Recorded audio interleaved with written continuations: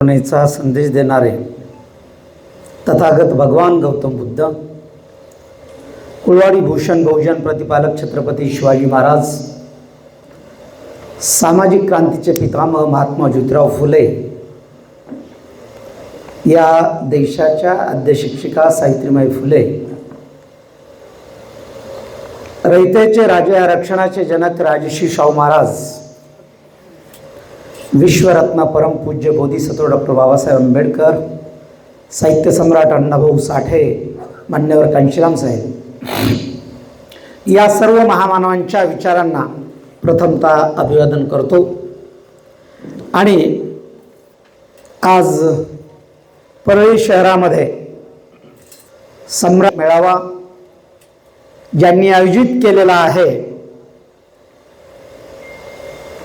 सम्राटचे तालुका प्रतिनिधी आदरणीय रानबा गायकवाड आणि त्यांच्या टीमला आणि सम्राटचे जिल्हा प्रतिनिधी उत्तम हजारे यांना आपल्या सगळ्याच्या वतीनं त्यांचं अभिनंदन करूया। की कटारे सर म्हटले की अनेक दिवसापासून हा मेळावा होतोय, तर आता मेळाव्याला सुरुवात होईल कुणाला। बीड जिल्हा ही क्रांतिभूमी आहे, मराठवाडा ही संतांची क्रांतिभूमी आहे, तर या क्रांतिभूमीतून हिला सुरुवात झालेली आहे। आणि पुनश्च एकदा दिवंगत सम्राटकार बबनजी कांबळेंनी लाख, 1.5 लाखात 2 लाखापर्यंत नेलेला जो सम्राट आहे, तो निश्चितपणानं आपल्या सगळ्याच्या माध्यमातून सम्राटचं गतवैभव पुनश्च एकदा निर्माण होईल। आणि ते परळीतून होत आहे, माझ्या गावातून होत आहे, याचा मला सार्थ अभिमान आहे। अनेक अडचणीला तोंड देत अडचणी कशाच्या मानतो की आपल्याला घर चालवत असताना 2 मुलांचं शिक्षण करत असताना अनेक अडचणी येतात आणि मग त्या अडचणी आपण इतरांपर्यंत सांगत राहतो। पण बाबासाहेबांचा विचार, फुलेंचा विचार, शाहूंचा विचार हा जनसामान्यापर्यंत गेला पाहिजे। हे दैनिक म्हणजे बहुजनाचा श्वास आहे। हे जर दैनिक बंद पडलं, आपण मृत अवस्थेत जाणार आहोत, हे मी जाणीवपूर्वक तुम्हाला सांगतो। एकमेव दैनिक आहे आणि आपली सगळ्यांची जबाबदारी आहे। हे का म्हणतो, काही दिवसापूर्वी मराठवाड्यामध्ये हे दैनिक बंद पडलेलं होतं। दैनिकावर लोक एवढे प्रेम करतात कुणालजी की इतर दैनिकाच्या ते रद्द्या महिन्यानी विकतात, पण सम्राटचा अंक जपून ठेवतात। आणि या ठिकाणी तुम्हाला सांगतो की तुम्ही घरी आल्यानंतर आमच्या घरामध्ये 2 सम्राट आहेत सर। रानबाजी वडील म्हणतात मला स्पेशल मला वाचायला पाहिजे, मला तो वेळेतच मिळाला, पण भाऊ म्हणतो मला वेळेत मिळालं पाहिजे। मी खाली राहतो, भाऊ वर राहतो। एका घरामध्ये 2 सम्राट आहेत। मुलाप्रमाणे आपण सम्राटवर प्रेम करतो, मुलाप्रमाणे, आपल्या स्वतःच्या मुलाप्रमाणे। माझ्यासारखे अनेक लोक आहेत की दैनिकाची वाट, जशी आपण आई गावाला गेल्यानंतर वाट पाहतो आई कधी येणार आहे, त्याप्रमाणे वडील मला म्हणतात अरे आज सम्राट आला नाही आणखी, मग त्या वितरकाला फोन करावा, उत्तम हजारेंना फोन करावा लागतो, उत्तमराव आणखीन सम्राट आलेला नाहीये। म्हणजे सम्राट आणि समाज हे अतूट नातं झालेले। म्हणजे या ठिकाणी सम्राट आपल्याला आईचं प्रेम देतो, इतर दैनिक दाईचं प्रेम देतात। कारण आई कुठल्याही गोष्टीची अपेक्षा न करता मुलावरती प्रेम करते।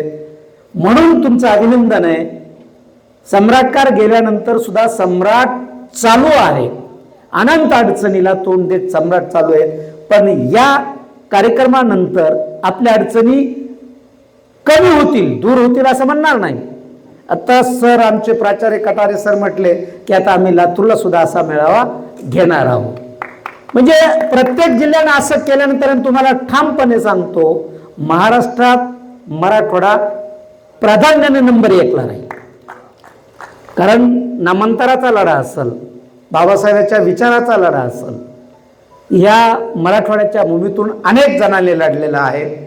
या कार्यक्रमासाठी उपस्थित असलेले ज्येष्ठ पत्रकार, आमचे मार्गदर्शक, गेल्या 30 वर्षापासून पत्रकारितेमध्ये आदर्श व्यक्तिमत्व असणारे उत्तमजी हजारे आणि त्यांचा चिरंजीव आज व्हिएतनाममध्ये PhD करतोय, म्हणजे स्वतःचं घर सांभाळून या ठिकाणी मुलांना सुद्धा त्याच पद्धतीने सांभाळणारे उत्तमजी हजारे सर असतील, आणि गेल्या अनेक वर्षापासून सम्राटमध्ये वैचारिक भूमिका मांडणारे आमचे मित्र प्राचार्य दुष्यंत कटारे सर असतील, ज्यांनी 2 मिनटं म्हणता म्हणता 10 मिनटं घेऊन सगळ्यांना मंत्रमुग्ध करणारे अजय कुमार गल्ले असतील, आणि त्याचबरोबर या ठिकाणी आमचे भैयासाहेब आतोडे आहेत, आणि तरुणामध्ये एक ऊर्जा निर्माण करणारे, एक वाचन निर्माण करणारे आमचे लहान बंधू विकास रोडे असतील, आणि ज्यांनी खऱ्या अर्थानं आता विचारवंत लिहिलेलं आहे,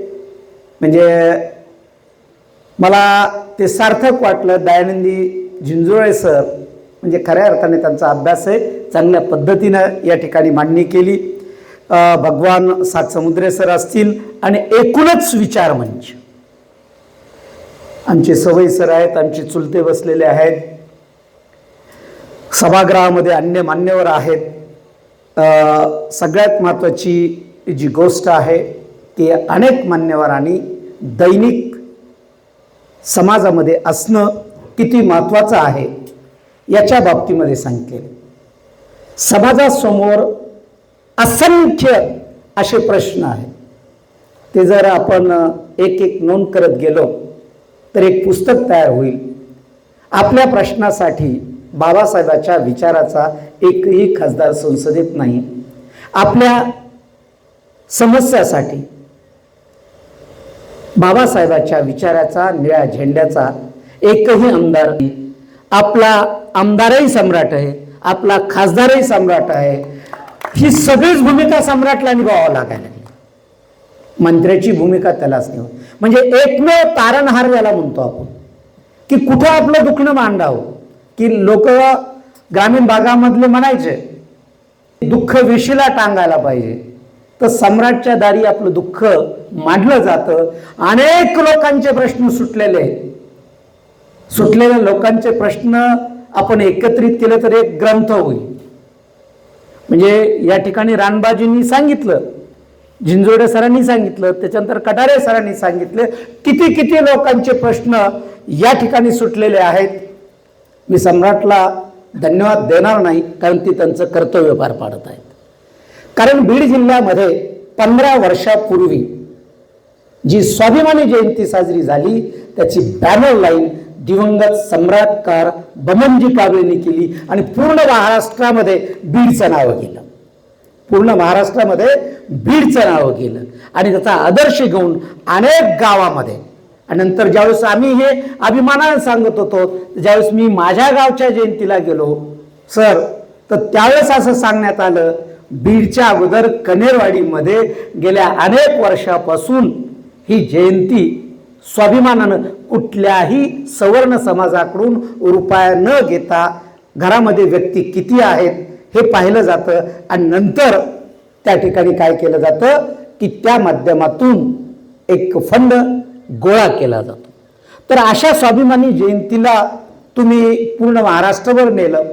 खरोखरच सम्राट नसता तर आपले विचार, आपले दुःख कुणासमोर मांडायचे, आणि मग बातमी तीच असते, पण कशा पद्धतीने येते हे यांनी सांगितलेलंच आहे. आणि मग सगळ्यात महत्त्वाची जी गोष्ट आहे की या ठिकाणी सम्राटला बळ देणं ही आपली नैतिक जबाबदारी. आपली नैतिक जबाबदारी. वैचारिक बोलणं हे तर एक आपला एक टप्पा आहे, पण त्याचबरोबर सगळ्यात महत्त्वाची जी गोष्ट आहे, आमच्या गावाकडे म्हणजे ग्रामीण भागामध्ये एक मन आहे, मनभर बोलण्यापेक्षा कणभर कृती. आपल्याने प्रत्येकाने कणभर कृती केली.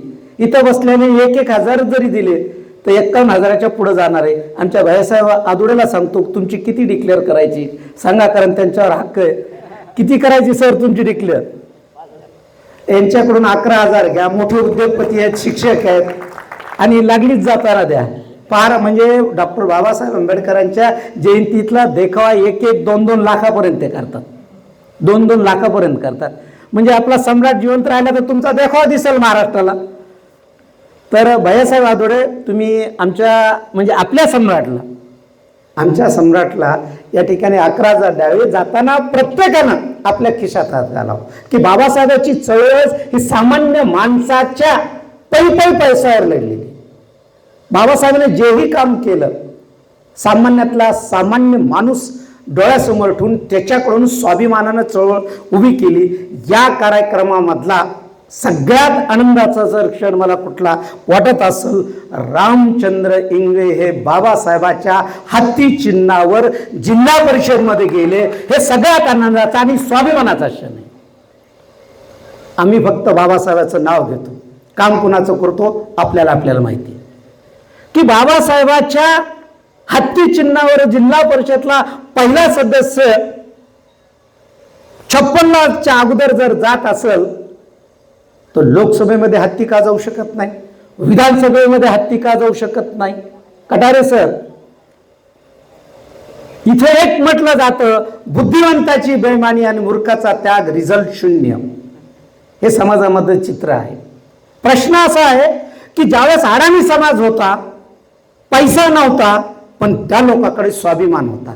बाबासाहेबाच्या एका शब्दावर लोक जीव द्यायला तयार होते आणि बाबासाहेबाच्या एका शब्दावर त्यावेळेस विधिमंडळामध्ये 13 का 17 आमदार आले होते आणि त्यावेळेसही चिन्ह हत्तीच होतं. मग बाबासाहेबाचा हत्ती ज्यांनी जिवंत ठेवला, बाबासाहेबाचा ज्यांनी विचार जिवंत ठेवला, त्या लोकांकडे आपण पाहणार आहेत का नाही? त्या लोकांकडे पाहावं लागल. कारण आज आमचे प्रश्न जे आहेत हे प्रश्न निर्माण होणार आहे. जे प्रश्न कसं आहे, मुठभर इंग्रजी तो होते, त्यांच्यावर अन्य अत्याचार झाले नाही, की काही मुघल होते, त्यांच्यावर अन्य अत्याचार झाला नाही. मुठभर सवर्ण होते.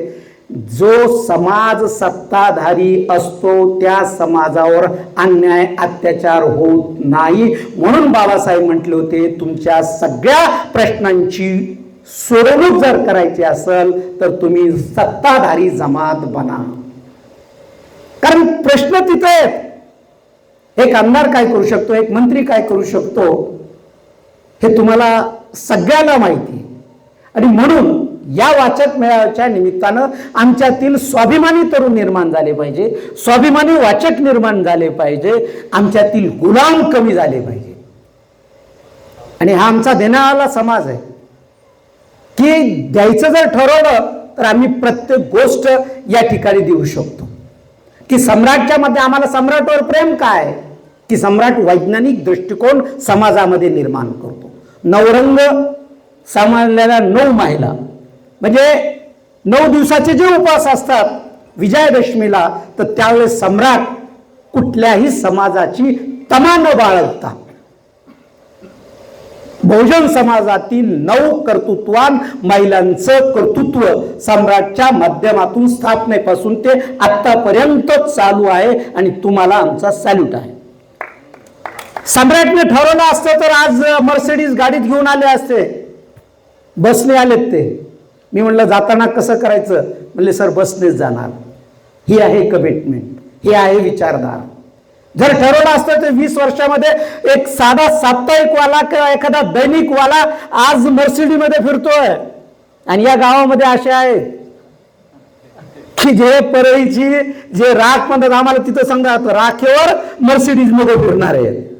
जर समाजाची बेईमानी केली ना, मर्सिडीज काय तुम्ही हेलिकॉप्टर घेऊ शकता, पण समाजाच्या समोर डोळ्याला डोळा घालून पाहण्याची हिंमत तुमची होत नाही. ती हिंमत राहुल म्हणजे कुणाल कांबळे सरांची. का, की समाजासाठीच करायचं.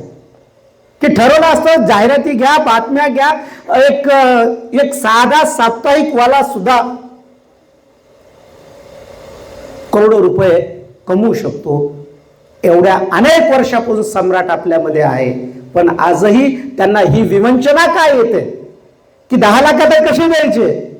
मग एवढा मोठा बलाढ्य समाज आहे, हत्तीसारखं बळ आपल्यामध्ये आहे, आणि मान्यवर कांशीराम साहेबांनी एक वाक्य सांगितले, देने वाले समाज में लाल पैदा होते, लेने वाले समाज में दलाल पैदा होते. आपल्या समाजात लाल पैदा झाले पाहिजे आणि समाज ज्यावेळेस अशा पद्धतीने जातो तर त्या पद्धतीने निश्चितपणानं पूर्वीचे दिवस सम्राटला येणार आहे.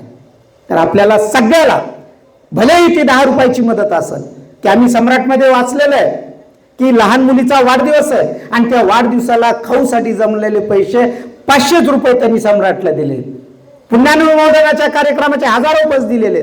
सामान्य माणूस आता जे वाचक आलेले होते त्यांच्या खिशामध्ये सम्राटचा अग्रलेख असतो. एवढं प्रेम सम्राटवर करतात. त्याच पद्धतीनं इथून गेलेल्या प्रत्येकानं पुन्हा एकदा उत्तमजी हजारे जिल्हा मेळावा घ्या आणि जिल्हा मेळावा घेऊन दाखवून द्या महाराष्ट्राला की पुन्हा आम्ही नव्या दमानं सम्राट उभा करणार आहोत. त्यांना जे आर्थिक प्रश्न येतात ते प्रश्न त्यांचे नाहीत, ते प्रश्न आपल्या कमकुवतपणाचे आहेत. आपण त्यांचा आधार कमी केलेला आहे. आपण जर आधार दिला तर या पद्धतीनं त्यांना व्यक्त व्हावं लागणार नाही. की समाजाला बोलायचं असेल तर खरं बोलावं लागल, लोकांना बरं बोलून चालणार नाही. जे खरं आहे तेच सांगावं लागल.